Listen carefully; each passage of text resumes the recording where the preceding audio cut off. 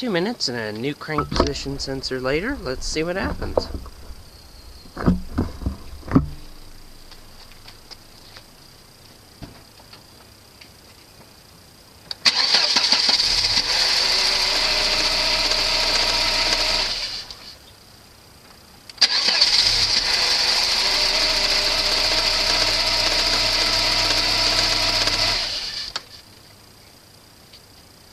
I'd say that's fixed.